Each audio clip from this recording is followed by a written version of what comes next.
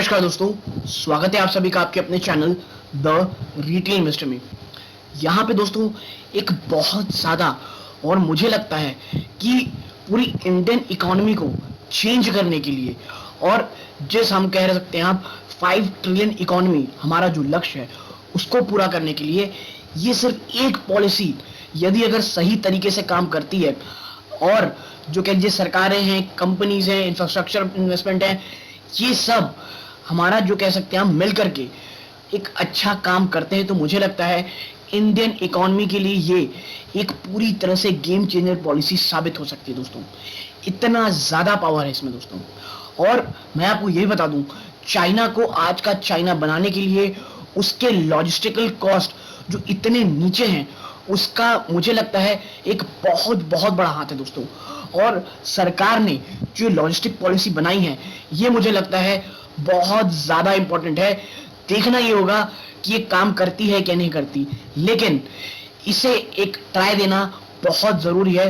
तो यदि आपको एक्चुअल में डिटेल में नहीं पता कि नेशनल लॉजिस्टिक्स पॉलिसी है क्या, इसका असर क्या होगा इंडियन इकोनॉमी में, तो मेरे साथ वीडियो में अंत तक बने रहिएगा।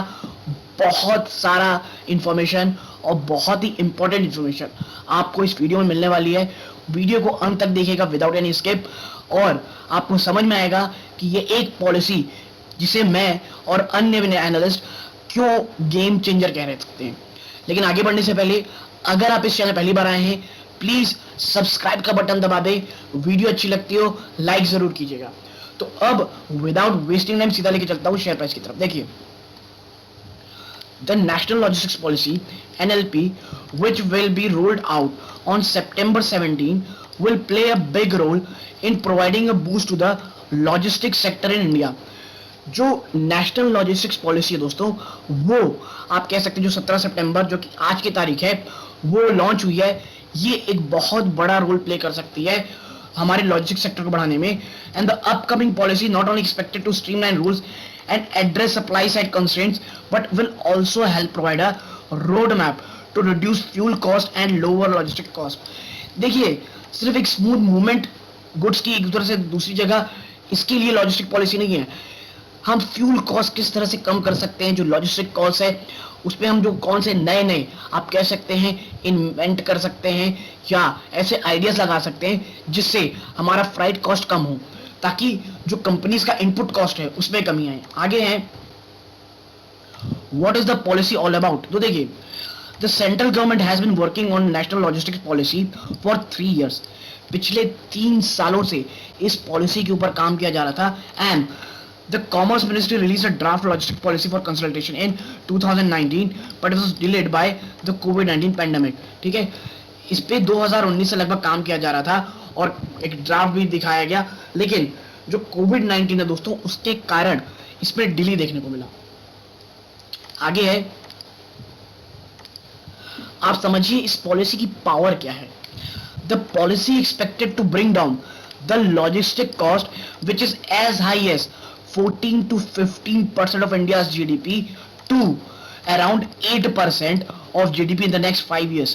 आप समझ लीजिए आज के समय में हम अपनी जीडीपी का 14 से 15% दोस्तों कहाँ लगाते हैं, हम लगाते हैं दोस्तों हमारी लॉजिस्टिक्स सेक्टर में। यानी सामान की सिर्फ मूवमेंट में ही 14 से 15% किया जा रहा है और इसी कॉस्ट को कम करके 8% लाने का जिम्मा है आने वाले 5 सालों में। It will also provide a roadmap to reduce India's high dependence on road transport for cargo movement and switch to a mix of rail, shipping, road and air transport। देखिए, आज भी हमारा जो पूरा ट्रांसपोर्टेशन है उसमें सबसे बड़ा जो चंक है वो है दोस्तों रोड ट्रांसपोर्टेशन का। और आपको पता है रोड ट्रांसपोर्ट में जो कॉस्ट है वो कितनी ज़्यादा हो जाती है दोस्तों। और इसी को देखते हुए जो ये जो पॉलिसी रहेगी दोस्तों, ये जो लॉजिस्टिक जो कह लीजिए जो रास्ते एक जगह से दूसरे सामान भिजाने के, उसे बेल्ट डाइवर्सिफाइड करने की बात कही जा रही है। और आप देखिए कि जो सिर्फ रोड में कार्गो मूवमेंट ही नहीं, रेल के थ्रू, शिपिंग के थ्रू, रोड के थ्रू, इवन एयर ट्रांसपोर्ट के थ्रू भी सामान इधर से उधर जाए, इस पे फोकस रहेगा। As part of the policy, the government plan to make India one of the top 25 countries in the term of logistics, in terms of दोस्तों ये जो लॉजिस्टिक्स है। अब आप समझिए हम यहाँ बात करते हैं $5 ट्रिलियन इकोनॉमी बनाने की, और हम हमारा आज से 5 साल बाद का ही यही लक्ष्य है कि हम टॉप 25 में तो एटलीस्ट आए। हम कैसे compete कर सकते हैं चाइना, सिंगापुर, मलेशिया जैसी बड़ी कॉम्पिटिटिव लॉजिस्टिक मार्केट से, जब हमारे यहाँ इतने बुरे हाल हैं दोस्तों। और ऐसे में मुझे लगता है, मैं यही कह रहा हूँ कि ये लॉजिस्टिक कॉस्ट अगर कम होती है तो ये बहुत बहुत बड़ा आपके लिए गेम चेंजर होगी, हमारी इकोनॉमी के लिए, कंपनीज के लिए भी दोस्तों। ठीक, आगे देखें, What are the expected key feature of the national logistics policy? भाई ऐसा होगा क्या इसमें, इसके जो की फीचर हैं वो क्या है? तो देखिए, एम्प्लॉयमेंट जनरेशन सबसे पहला प्रॉब्लम हमारे यहाँ जो अभी अनएम्प्लॉयमेंट है उसे हटा करके एम्प्लॉयमेंट जनरेशन करना। Skill and reducing cost will B focus areas upcoming national logistic policy. और दोस्तों स्किल प्लस जो कॉस्ट रिडक्शन है इसके ऊपर ध्यान, यानी खर्चों में कमी करना। आगे है, the policy will include 4 major steps in order to bring Indian logistics on par with the global benchmark। 4 major step उठाए गए हैं जिसके कारण हमारा लॉजिक सेक्टर अन्य देशों के मुकाबले कॉम्पिटिटिव और यानी उनसे प्रतिस्पर्धा करने लायक होगा। आगे है, these 4 steps include integration of digital system, starting a unified logistic interface platform, improving ease of logistics and setting up a system improvement group। देखिए, जो 4 सिस्टम है वो है कि भाई एक इंटीग्रेटेड डिजिटल सिस्टम हो कि भाई आपका कार्गो कहाँ है, कहाँ रुका हुआ है, कहाँ फंस रहा है, एक पूरा इंटीग्रेटेड सिस्टम हो। ठीक है, फिर starting unified logistic interface platform, एक यूनिफाइड सेंट्रल सिस्टम हो पूरे के पूरे लॉजिस्टिक सिस्टम का दोस्तों, चाहे वो रोड हो, रेलवे हो, तमाम चीजें हो। ठीक है, ईज ऑफ लॉजिस्टिक्स, एक जगह से, ये सबसे इंपॉर्टेंट और सबसे आप क्या लिख सकते हैं, सबसे इंपॉर्टेंट और सबसे महत्वपूर्ण, इसके साथ साथ पूरी पॉलिसी का कह लीजिए आपको बैकबोन है ये ईज ऑफ लॉजिस्टिक्स, एक जगह से दूसरी जगह जाने में आपके लिए इजी होना। आगे है setting up a system improvement group, SIGs। ठीक है, आगे है the policy to reduce transportation cost from 6% GDP to 4%।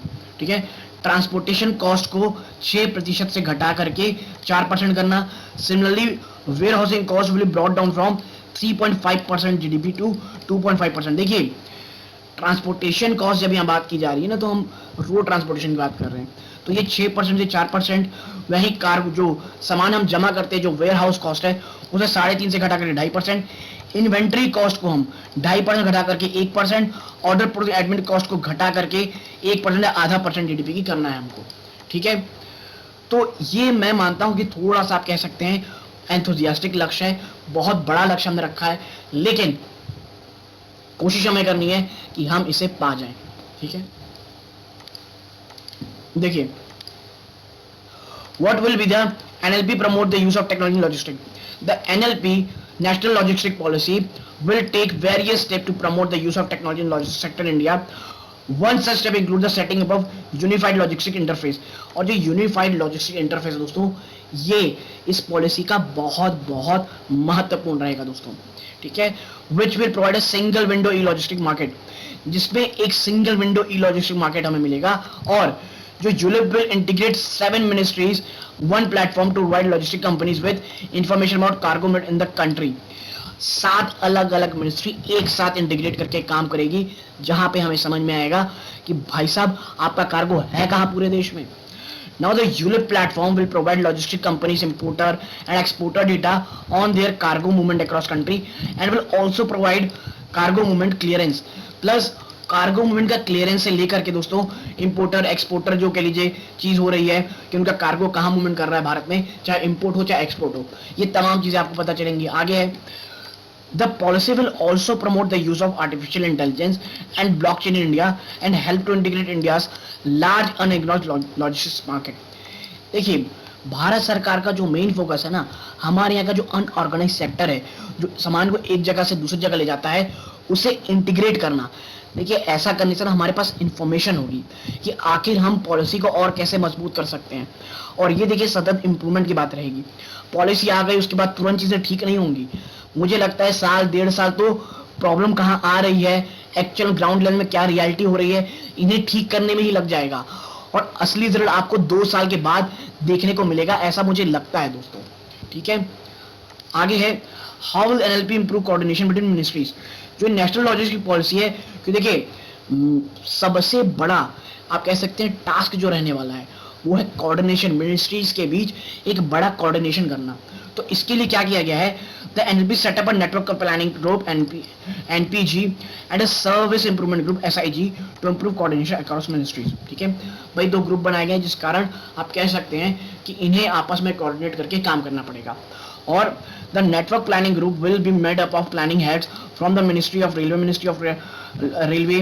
देखिए कौन कौन सी मिनिस्ट्री आपको यहाँ पे देखने को मिलेंगी, तो देखिए पहली तो हो गई आपकी रेलवे मिनिस्ट्री, ठीक है, ministry of railways, ministry of road transport highway में, ठीक है, मिनिस्ट्री ऑफ रोड ट्रांसपोर्ट, फिर है ministry of port shipping and waterways, फिर है सिविल एविएशन, फिर है petroleum natural gas ministry, power ministry of new and renewable energy and department of telecommunication.